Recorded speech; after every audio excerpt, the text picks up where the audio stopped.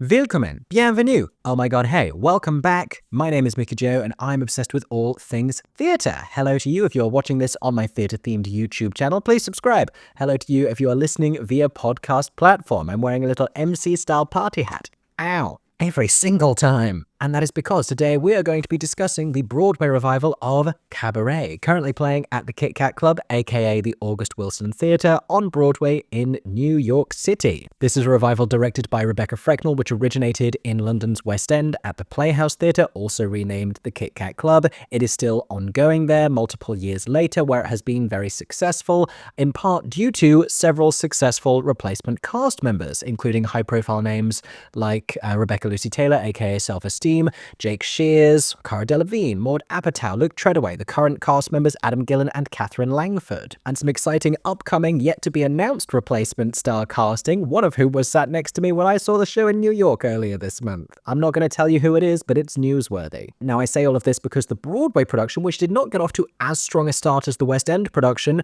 with fewer Tony Award wins than the West End one picked up Olivier's, and less of a strong critical response, has just welcomed its first replacement star cast members, with Adam Lambert joining as the Emcee. Auli'i has also joined in the role of Sally Bowles. Unfortunately, I did not see her when I saw the show in New York, so today we are just going to be talking about Adam taking over as the Emcee and the way that this has kind of affected the show, and the way the show may have been a little bit tweaked in response to its New York reception. We're also going to spend a little time considering the question, are we going to see another set of stars taking over in New York, or is the production going to come to an end after this period? Now, as always, I am very intrigued to hear what you have to say. If you have seen Adam Lambert in Cabaret as the Emcee, please share all of your many detailed thoughts in the comments down below, especially if you saw both him and his predecessor in the role, who originated this revival on both sides of the Atlantic, Eddie Redmayne. Finally, if you enjoyed today's review, make sure to subscribe or follow me wherever you are seeing or hearing this video. I promise there will be many more reviews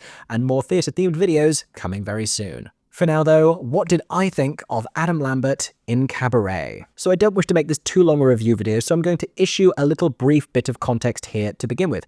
I have seen this production now, I think a total of 10 times on either side of the Atlantic, and I have seen it with many different cast members. I've also seen 3 completely different productions of Cabaret in my lifetime, so I like to think this is a show I know quite well. And the role of the Emcee is such an interesting one, both in this production and beyond this production, because it's very malleable. From his first entrance, he is in direct communication with the audience. He is the one who introduces them to the world of the Kit Kat Club, which in this production is the world through which we see the show and the narrative of the story of pre-World War II Germany, Berlin taking place. And this allows any performer in this role to bring a lot of their own charisma and character to it within the confines of what this role has to do, particularly going into the second act. This also makes it a uniquely challenging role and situates the Emcee to set the temperature of the 2-act musical that is going to follow. Hence, the change of an Emcee from one cast to the next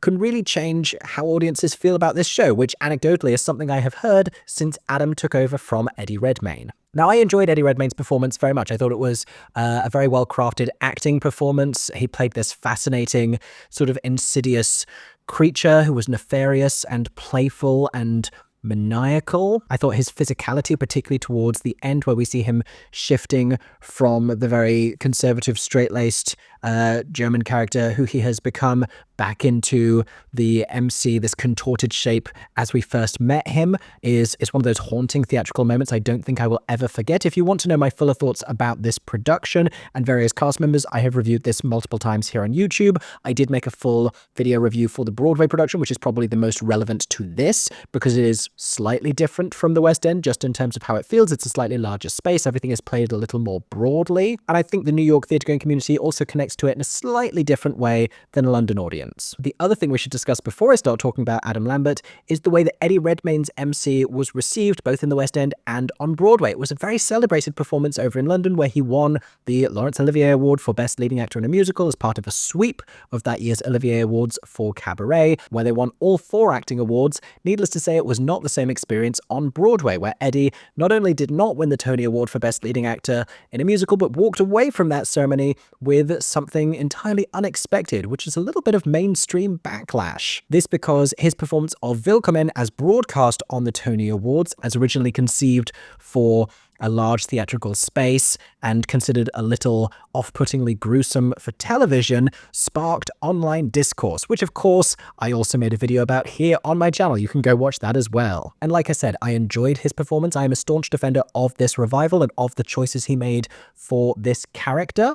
I do think it started to metamorphosize a little beyond the best version of itself when it went to Broadway. Choices became a bit bigger. It was almost as though he was beginning subtly to do a take on his take on the character from a couple years previous. But to date, despite having seen multiple fantastic MCs since in the same production, like Mason Alexander Park, who I thought was terrific, Frafi, who I thought was terrific, it still enduringly is Eddie's performance that fits the most neatly into this revival, which was built and shaped around his casting, so that makes a lot of sense. And no one has really approached the level of depth that he attained in his acting, performance, and characterization. That being said, Adam Lambert in the role was a fascinating revelation. Let me tell you why. So Adam, if you don't know, is best known as a vocalist. He was a contestant on American Idol. He has subsequently had a fantastic career as a recording artist. Recently has been touring as the frontman of Queen, taking over from the late, irreplaceable Freddie Mercury.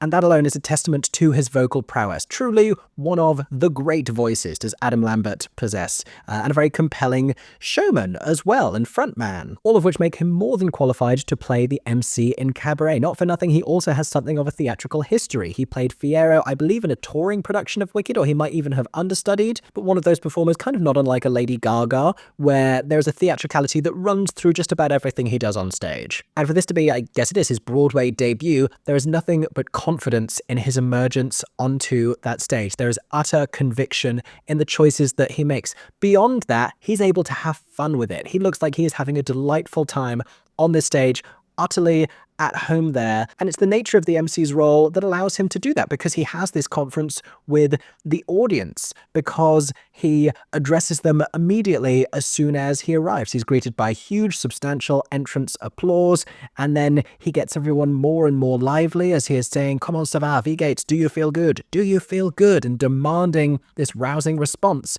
which he attains. Already the energy in the room is feeling a little less like the Cabaret than it was, and a little more high octane. Sort of just by being there, he injects this buzz into the proceedings, which he maintains with his characterization. Because the way he plays these early scenes and much of the first act, he is lively, he is animated. The MC in this production of the show is a vibrant, cartoonish character when we first meet him, who then sort of sheds that facade to reveal different layers throughout the piece. I also don't think he's really much of a human representation. A lot has been said about the queerness of the MC as a character and the MC's own identity as a human as part of Weimar Germany, and that is not nearly as much of a factor in this production as it was in the most recent, very prolific Sam Mendes-directed Broadway revival, which initially starred Alan Cumming, also starred Raul Esparza and Neil Patrick Harris, and then came back, again starring Alan Cumming. In that one, a bold choice was made towards the end of the show to reveal the MC as a prisoner in a concentration camp, something that would have deadly consequences, presumably, for him, and emblazoned on his uniform there were indicators of his queerness and of his Jewish cultural heritage. Again, not ostensibly a factor in this production. The MC has always been, to a certain extent, queer-coded, but is not an overtly queer character in this version of the show, and Jewishness certainly doesn't come into the conversation. No, what this MC represents instead seems to be the spirit of, if not the country, then at least the city of Berlin. As Cliff, our American protagonist, and the British Sally Bowles begin to perceive changes happening to the community and to the country and to Berlin around them progressively throughout the show, the MC, in line with that, progressively evolves, both his aesthetic and his characterization. We see the attitude shift to something more stern and intense, which Adam Lambert does with a real fury and a directness and an aggression. Of course, there is still charm among that, but it feels like a very loaded charm. Right towards the end of the show, when he is playing a train conductor as Cliff is fleeing what he considers to be a doomed Germany, he asks him, "Did you not find our country beautiful, and it feels like a very loaded exchange between the two of them. It's at this moment that we kind of most hammer home the idea of the Emcee representing the country, and we see him kind of shift back into the Emcee as we first met him, the moment that I spoke about earlier. But it's worth noting as well, this character throughout the show also underscores and represents many of the most politically turbulent themes and moments, initially in a way that's very playful as he's singing songs about financial strain and about unconventional relationships, later about anti-Semitic prejudice and the rise of fascism. We end the first act a little later in this version of the show than in some others, with a party sequence where the guests all begin singing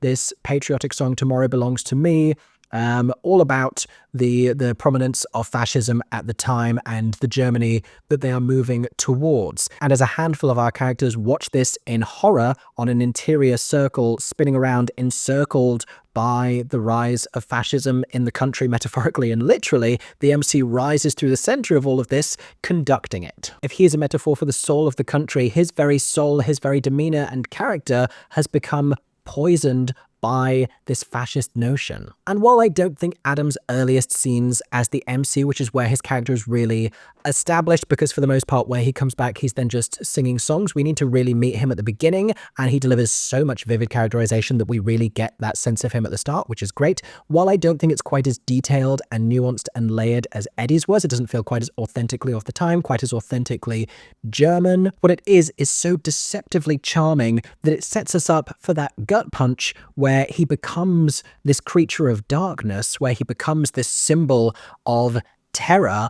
It sets us up all the more profoundly, and we feel that so heavily. And he's great at doing that sinister smile and gleefully delivering the increasingly malevolent material when he's performing If They Could See Her, and it's this very uncomfortable realization of what it is he's actually talking about, but he's doing it as if it's all just a comic pastiche. It's so insidious. Now, for those of you who have not yet heard me discuss this production, Tom Scott's award-winning costume designs also deserve a lot of credit for helping to bring this character to life, and they do offer this inherent theatricality that it feels like Adam's Emcee really thrives on. He is very much the sparkly clown at the heart of this eerie political circus. There's a moment at the beginning of the song Two Ladies where he is revealed. He enters the stage, appearing through Sally Bowles' suitcase amidst a conversation between her and Cliff about the possibility of her living with him because she has nowhere else to go. And in earlier versions of this, as they were working through different replacement cast members, they were trying out different costumes for the Emcee. I don't know if they still each have their own costume for this because there have been so many different versions of this moment, or if they've settled into what they now have, which is the Emcee sort of imitating Sally Bowles' outfit, but in a cheaper drag version. Needless to say, Adam plays it campier than Eddie. He plays it a little more obvious than Eddie. He also adds a lot of dialogue interjections. I have never really heard an Emcee doing that many ad-libs in this production of the show specifically. Adam does several ad-lib moments, and they're all very winning and all very funny, but it really surprised me because I think he exercises the most freedom in this production, more so than any of the other Emcees that I've seen. And that's a good choice, if only to separate him from what Eddie Redmayne was doing. And it plays more into the crowd. He brings this crowd-pleasing quality where he really helps foster delight in the room. So for people who don't know Cabaret, they have this false helium that is then going to be popped out of them when the balloon bursts, and for those who have, he still manages to seduce them into thinking they're going to have a lovely time before it becomes terrifying. He has a lovely rapport with the other company members on stage, particularly with the other Kit Kat Club dancers. He feels both among them as a sort of a found family, but also at all points masterful and in control, with that little hint of brutality to it as well. He has a moment with Sally Bowles while he is singing the song I Don't Care Much, which we're going to get to, which is one of the few moments they get to really have conference on stage. And there is this strained tenderness to the aggression that he performs in that moment, which I think is very layered. I don't mean to say that he's not giving you a three-dimensional acting performance. He is here. And I'd be very interested to see him in something subsequently where he gets the opportunity to engage more with the other performers on stage. For the most part, he is having scenes with us as the audience, and we don't get to see him alongside the other characters as much. The other thing that we have to talk about is the vocals. The vocal performance that this man gives in the show is remarkable, which should be of surprise to no one. Like I said, one of the foremost vocalists that we currently have in the music industry. And Eddie Redmayne's vocal choices for this, he is undoubtedly an actor first, but this also proved divisive. Some people said he sounded a little like Kermit the Frog. That's kind of something I only heard more when he did it on Broadway. I always thought it was giving old-timey radio voice, but Adam Lambert is giving you a character vocal, but a sensational character vocal. And he gets to show off the most in the song I Don't Care Much, but it's still very grounded in truth because he does this option up in the song and it feels like it's coming from a place of hurt and despair and agony. It's this wounded sort of a wailing out as the melody line under his complete vocal control soars higher